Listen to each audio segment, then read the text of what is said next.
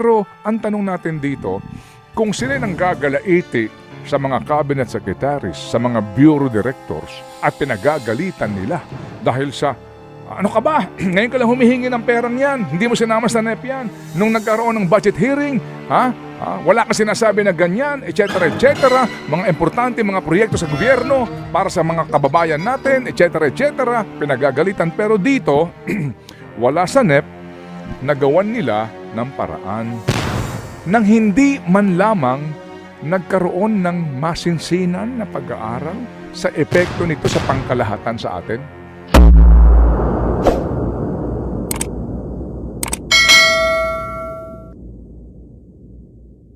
Wala kasing girl, tunghayan itong nangyayari nga at nangyari na po dito po sa BICAM na ito.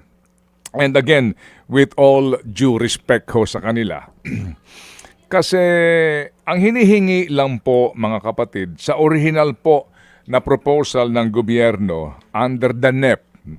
As you all know, ano po, ang NEP ay yung kanyang, ang tawag dyan ay the President's Budget. No? Dumaan yan sa pag-aaral, pagsusuri, bago po humantong sa isang libro na ang tawag po ay NEP. Ang original pong hinihingi ng DSWD ay 27 billion lamang. 27 billion. Ngayon mga kapatid, sa Kamara de Representante, nung una po nagkaroon din dito ng mga diskusyon, etc. And then maging in the Senate, no? Na 34.5 billion po lamang tinaasan nila. Sa Kamara po ay 59.1 billion. Pero at the end of the day, ang kanila pong inaprubahan ay 63.895 billion para po sa AIX na ito ng DSWD. So ang kanila pong inumento, idinagdag girl sa kabuuan ay higit na 36 billion pesos. Na sa totoo lang din po, kahapon, ang sinasabi po nitong si House Committee Chairperson on Appropriations po, Micaela Swansing, binasa niya nga yung sulat nito pong si Rex Gatchalian, nakalihim ng DSWD girl. At sinasabi niya nga po dito, no, dahil daw po wala ng AKAP, kailangan daw po nadagdagan ang pondo. 36 billion po ito. Ano ho naging mathematics dito? At saka, bakit po halimbawa yung sulat po nitong si DOTR Acting Secretary na sinasabi na sandali lang po, kailangan din namin palang pondohan ito pong Light Rail Transit Line 1 Cavite Extension Unified Grand Central Station. Ito, ang makikinabang po dito, napakarami pong commuters nagagamit po ng LRT1 Cavite Extension.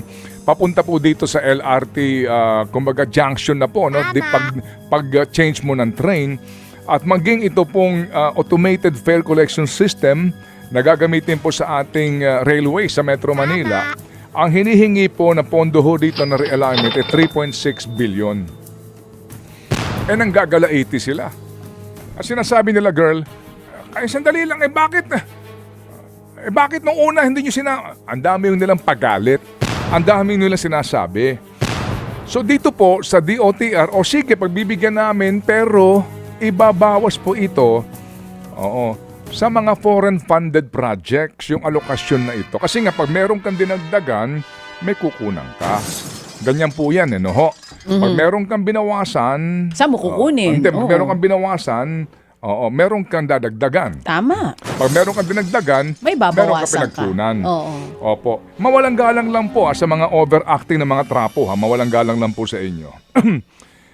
Ba't ganun? Diba? Bakit sulat din pinanggagalingan natin itong si Rex Gatchalian, approve kayo kaagad, dinagdagan nyo pa?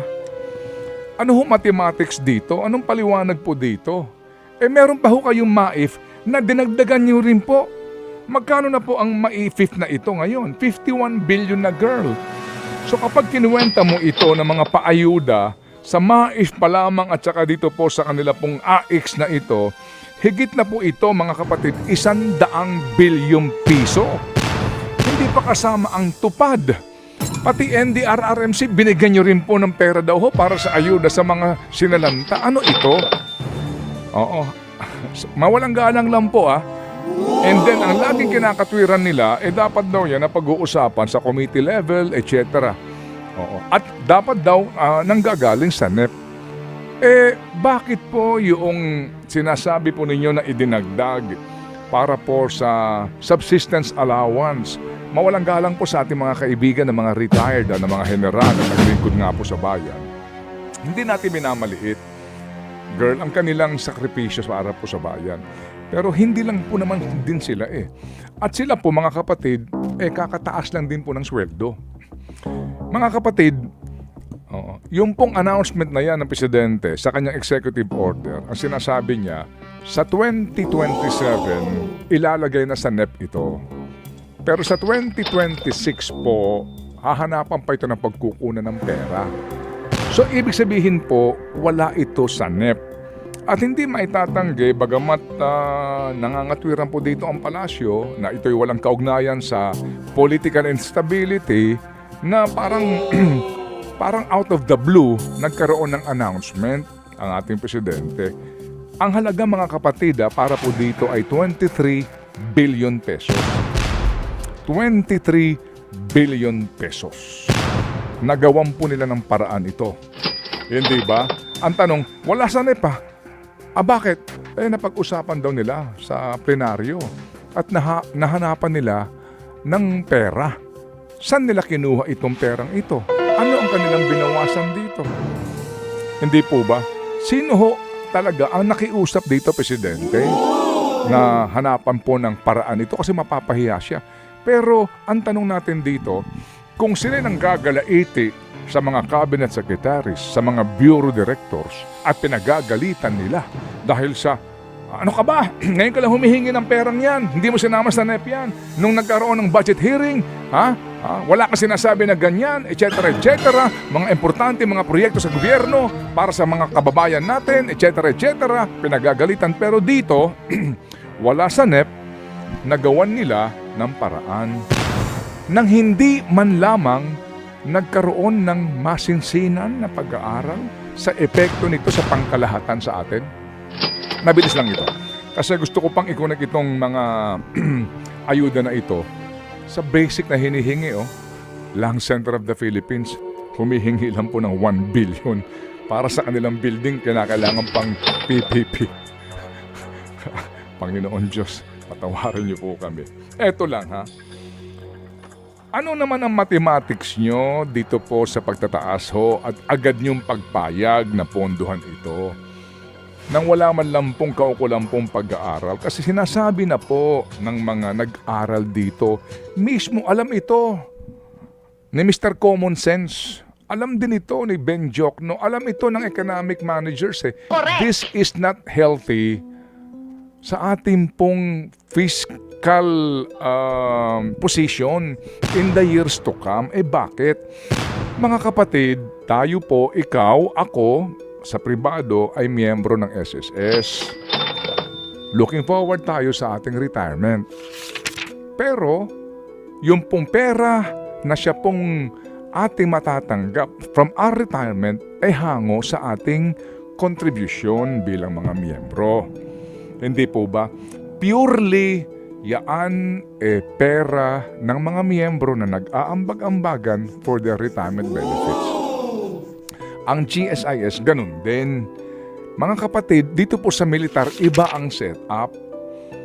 Ang nagbibigay po ng retirement dito sa mga sundalo natin, BJMP, uniform personnel, ay taxpayers' money. Muli hindi natin minamaliit ang kanilang serbisyo po dito. Gusto lang namin maintindihan ninyo. Ibig sabihin, ikaw na taxi driver, ikaw na balot vendor, ikaw na ice cream vendor, taho vendor, ikaw na pangkaraniwang middle class, tayong lahat po na nag-aambag-ambagan sa kaban ng bayan ang siyang nagbabayad ng pensyon ng mga retiradong uniform personnel. Yung pensyon nila nang gagaling sa pambansang budget taon-taon. Nang hindi man lang po sila nagbigay ng kontribusyon.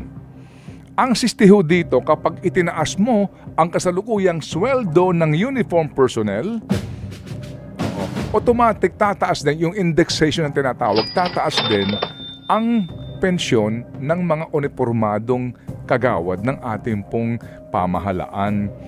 Noong pong panahon ni Pangulong Duterte na agad niya pong itinaas ang sweldo ng uniform personnel, agad-agad mga kapatid nagresulta ito sa utang ng gobyerno na hindi mabayaran na 34.2 billion pesos. 34 billion. Opo. Noong December 31, dito ho nagdaang taon, ang ibinayad po natin sa arrears na ito ay 29.5 billion. Mga kapatid, no? Opo.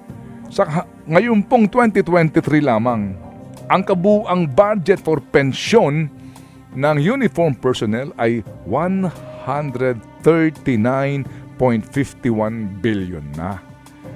Sa pagtansya po ng ating mga economic managers actually, pagsapit po ng 2040, kasi po 2028 na, so in a few years to come, mamanahin po ng susunod na administrasyon at henerasyon ang aabot sa 1.4 trillion pesos na pensyon ng mga uniform personnel.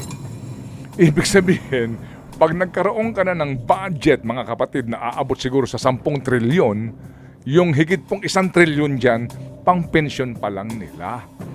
So ang tanong nga dito, hindi ho ba't meron ng pang ipinapanukala na magkaroon ng disenyo ng transition? Na sabi ho ng mga nagkonsulta dito, sumasang-ayon po naman ang mga kasalukuyan po nakapwesto kasi ang kanilang worry baka daw po, etc. etc. Pero to be more realistic about it, hindi po ba, hindi maaari na aakuin ng lahat ng taxpayers ang pensyon nila. Otherwise mga kapatid, darating ang araw, ang budget natin kakainin ng pension lang nila. Ang pension system po, mga kapatid, hindi maitatanggi, ay pensyon na dapat na pinagtutulong-tulungan ng mga miyembro, ng mga kawani sa gobyerno, GSIS and SSS. Kaya dito po ngayon sa mga ating mga best actress at best actor sa BICAM, ako lang po yung nagtatanong, dito po sa, ang bilis ho ninyo mag-a-approve nitong mga ganito pong budget na para bagang pera nyo. Di ba? Para bagang, yung PGH po, ang pinapangalandakan nyo, dinagdagan nyo ng budget, magkano? 1 billion mahigit. Barya. Yung kanilang Cancer Institute, magkano lang? Wala pang 10 billion. Kinakailangan pang ipipipi. Pero dito po sa ayuda, higit 100 billion. Asan ang logic nyo? Sorry po sa mga best actress at mga best actor na mga trapo. Hindi po ba? Mawalang galang lang po sa inyo. Ang tamaan po, buti nga sa inyo. Hindi po ba? Ang pakiramdam po lamang namin dito, na para bagang sa amin lang po, para bagang kapag gusto ho ninyo, laging may paraan. Kapag po ayaw ninyo, kayo'y naggagalit-galitan. So please, think about it.